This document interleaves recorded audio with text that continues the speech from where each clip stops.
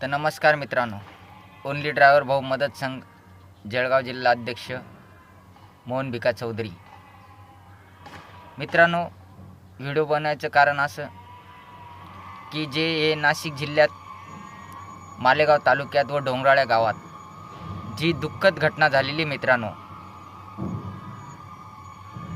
ही घटना अशी झालेली मित्रांनो की व्हिडिओ बनवून बी काही फायदा नाही आता. पण एक मी विचार केला, मला बी आई आहे, बहीण आहे, मलाही मुलं आहे.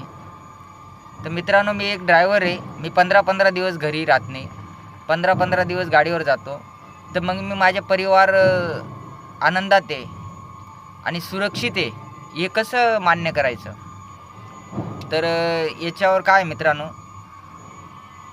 तर जे आता आपण व्हिडिओ पाहू राहिलो, व्हिडिओ बनवू राहिलो, कोणी कशासाठी.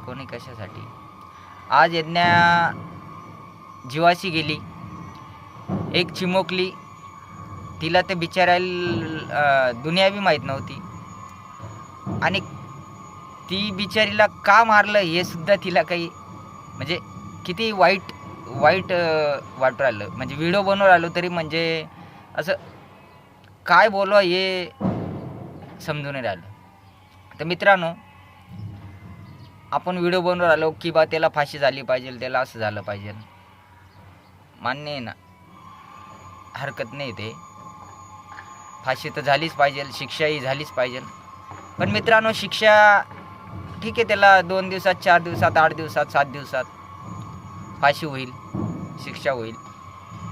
यज्ञाच्या घरचे महिनाभर, 2 महिने, 6 महिने, वर्षभर त्यांना एक हे राहील की बा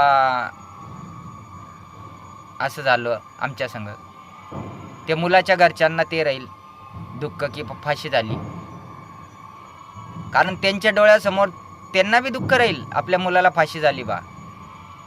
पण मित्रांनो, हे थांबायसाठी तुम्ही किती पोलीस डिपार्टमेंट वाढवा, किती आमदार खासदार तुम्ही काही करा, पण हा नेम मी तुम्हाला सांगतो, हे थांबल कसं.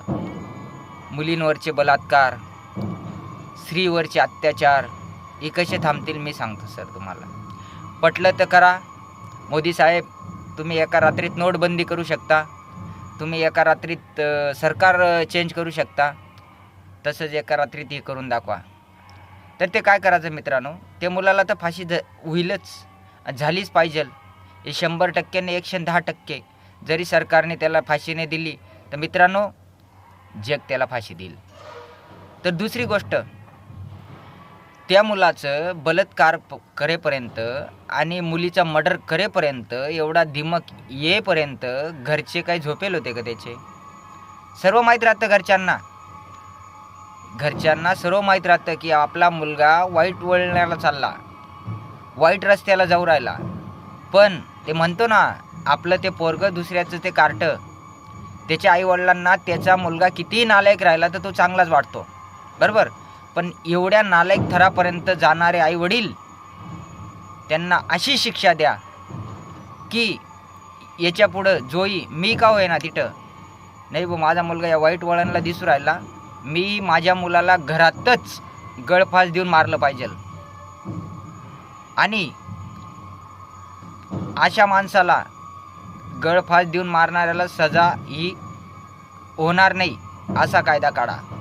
दुसरी गोष्ट, आता जी झालेलं आहे, त्या मुलाच्या आईवडिलांना महाराष्ट्र राज्यामधून त्यांचं आधार कार्ड, त्यांचं मतदान कार्ड, त्यांचे सगळे डॉक्युमेंट्स कॅन्सल करा. ऑनलाईन सगळं तुमच्यापाशी डाटा आहे. त्याची शेती, त्याचं घर, त्याला सांगा टाईम द्या बाबा, तुझी शेती, घर, दार काय असेल ते 1 महिन्याच्या आत तू विक, कोणाला दे, तुझ्या भाऊबंदकीला दे किंवा दान कर. पण 1 महिन्यानंतर महाराष्ट्रात तू दिसला नाही पाहिजे. महाराष्ट्रातून त्याचा बायोडाटा पूर्ण डिलीट करा. मोदी साहेब, त्याचा बायोडाटा डिलीट करा. तुम्ही सर्व चेंज करू शकता. कारण याच्या पुढं जे मुलांचे आई वडील आहे त्यांना कळलं पाहिजे, नाही भाऊ आपला मुलगा वाईट वळणाला चालला, या माणसाचं असं झालं, उद्या आपलं बी होईल. ते आईवडील एक काम कमी आपल्या मुलाकडे लक्ष देतील. आत्ताचे आईवडील मुलांना एकदम लाडात ठेवता. मान्य आहे, मी बी लाड करतो, पण आपला मुलगा कोणत्या लाडाला पाहिजे, कोणत्या थराला पाहिजे हे सगळं कळतं. हे त्यांना माहीत असेल. तो मुलगा पहिलेपासून रॉंग असेल हे सांगून सांगून कंटाळले असतील. पण ते मी म्हणतो ना की बा आपलं ते पोरगं दुसऱ्याचं ते काढतं. तर मित्रांनो, हे तुम्हाला योग्य वाटत असेल तर हा व्हिडिओ लाईक करा, शेअर करा आणि जास्तीत जास्त मोदी साहेबांपर्यंत जाऊ द्या. मोदी साहेब, रातों-रात नोट चेंज, रातों-रात सरकार चेंज, तो ये भी चेंज करके बताओ. जय हिंद, जय महाराष्ट्र राज्य.